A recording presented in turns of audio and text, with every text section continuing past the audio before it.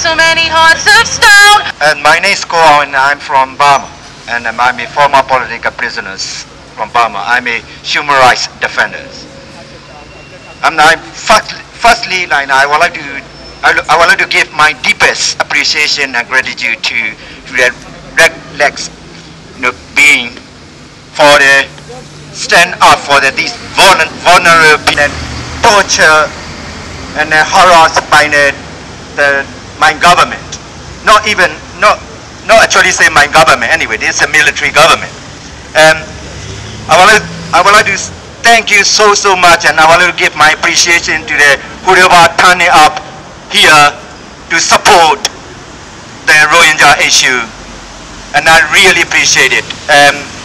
You know, and I'm studying the law, and I'm a lawyer in this country, and then you know that all the human beings have to respect the universal Declaration of Human Rights, which is we are fighting for. So this is Article 15. It's clearly say that everyone have a right for their nationality, regardless of their religions or any kind of belief and any kind of classes. So that it is very important. It's like every human being have a right to a nationality. They have a right to get the freedom. They have a right to be dignified as a human beings. So I'm really support here for the Rohingyas, and then I would like to say that the Bangladesh government is that you know, even though they are not signing the condition of treaty or convention of 1951 convention, even though they said, you know, they are a human being and they have to respect that the Bangladesh government is so-called they are a democratic country, and why not the Rohingya have been denied to access and support for the people who are fleeing from their persecution in their own country to the Bangladesh. And then even though Bangladesh government having supported millions of pounds from the deficit. To Restless being organizing this event, and today I feel that we have we didn't expect here we have such a kind of organization supporting us. So you are with us.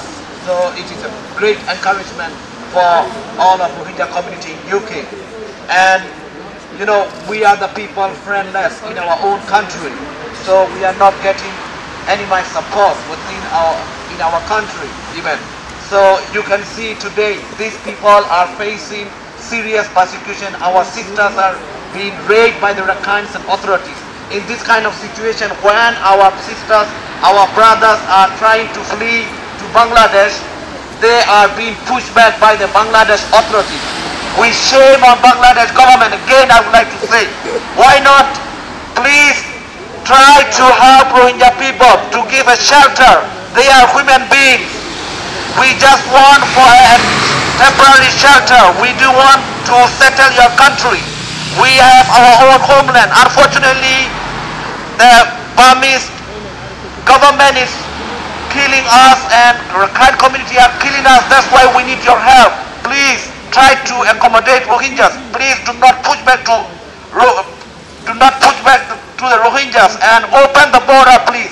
Thank you so much. Rohingya people, and then this is the government is fully involved, and this is the government forces become the killer forces, and that they have created a war-like situation. Under this war-like situation, people live in Arakan and they are seeking refuge in Bangladesh, and Bangladesh has got an obligation, because although she has not signed the 1951 Refugee Convention, when the refugees are already on the soil of Bangladesh, they have to accept these refugees according to the provision of the customary international law, practice of international law. That's why we'll again request the Bangladesh to please open the border. At the same time, we appreciate that you have to bear the brunt of the refugee problem the Rohingya problem for years, for decades, and unless the Rohingya problem is reasonably resolved, you have to be at the brunt of the Rohingya problem. That is why, please, at the same time you please try to find a permanent solution of the Rohingya problem in cooperation with the international community. Thank you. Thank you once again for everyone attending this protest in front of the Bangladesh Embassy. It's very important for the people who are suffering.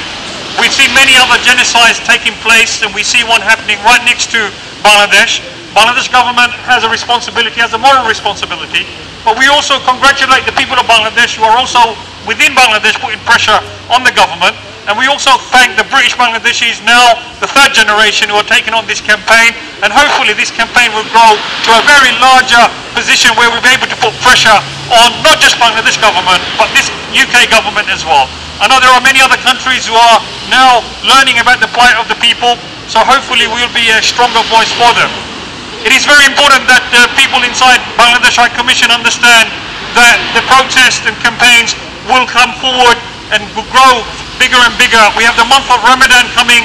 We will utilize all the masjids to get the message across. We will educate the people within all different towns and cities, because once we've taken on this campaign, we will not stop until we see justice, until we see, and we can also feel that we have protected people's lives, because we don't want to see children, innocent children, mothers, families being destroyed, killed in front of us. And in the modern world, we can see this on photographs, we can see it on TV, and we are going to be guilty for actually not raising our voice and doing something. So once again, please sign the petitions, please go away back to your communities and get your community leaders to come forward, not to be embarrassed. And once again, I'd like to say, as British Bangladeshis, supporting the British Bangladeshis in the UK, we have a lot of people who wish to come to this country, and we as community leaders, we help them and support them. People may come to this country for economic reasons, for being a student, but people of Rohingya are now pleading to us as part of humanity to allow them to come into Bangladesh so that they can live, so they don't have to return back to death and brutality. And this is what we're standing here for. We want to say, if Bangladeshi people can go around the world and seek the opportunity, why can't the people in the places where they've been slaughtered come and take protection?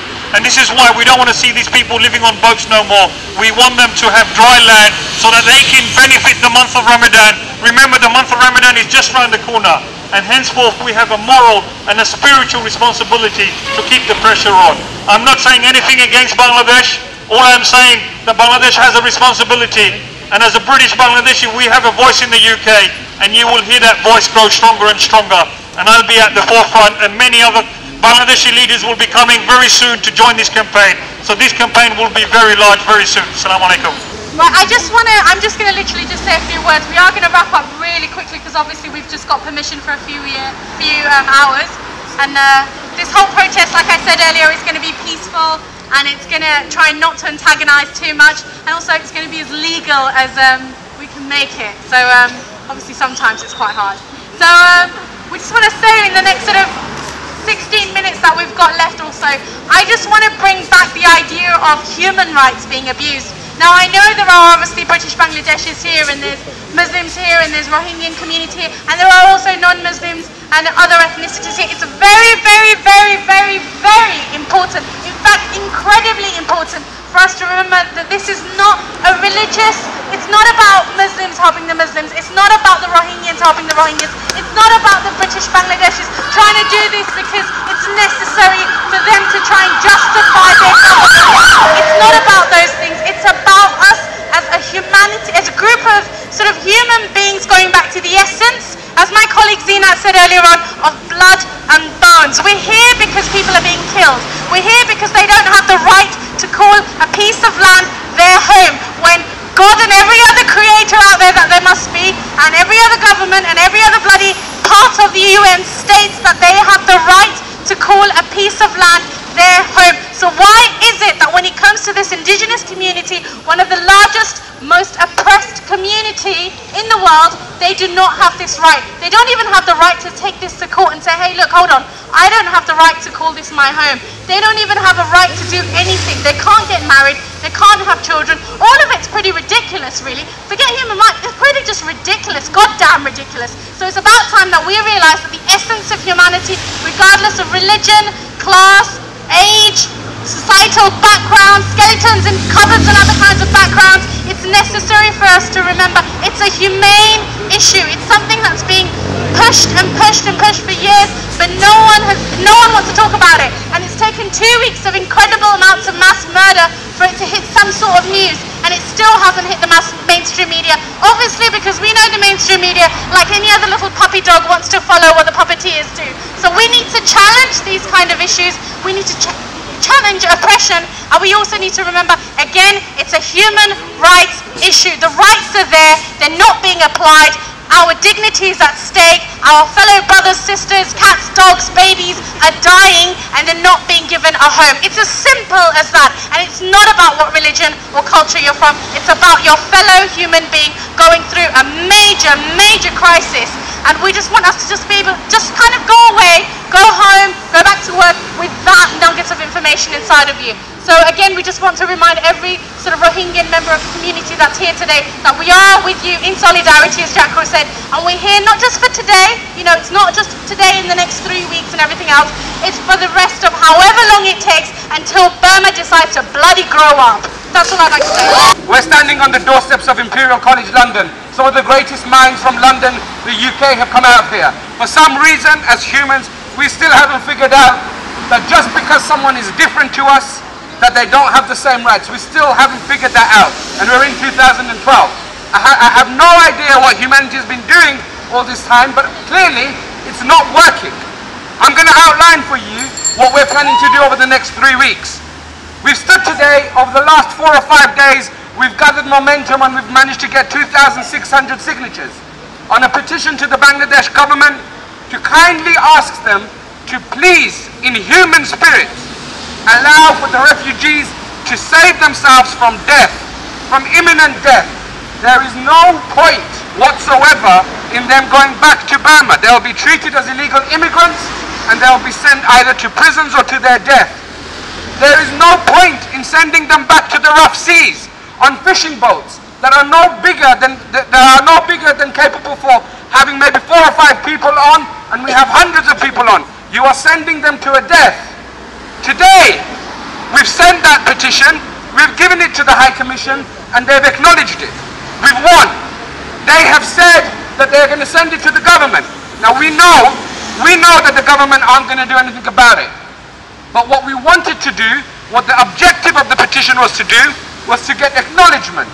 To get acknowledgement and to at least get it to government ears. It's done that. You've done that. Congratulate yourself. We've won today. But it doesn't stop. The Bangladesh government, let's face it, are nothing. They can't do anything. Their hands are tied. They've just signed a maritime border agreement with Burma.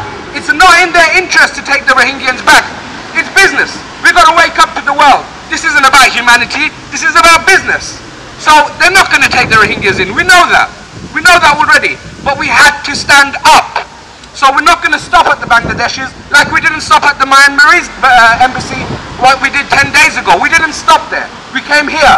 And we're not going to stop here. We've got a petition to the British government. And to the British government, we will be handing in the petition on the 22nd of July. That's 5 days before the Olympic ceremony opens in London here. What we're then going to do after having that petition, we need every single person here.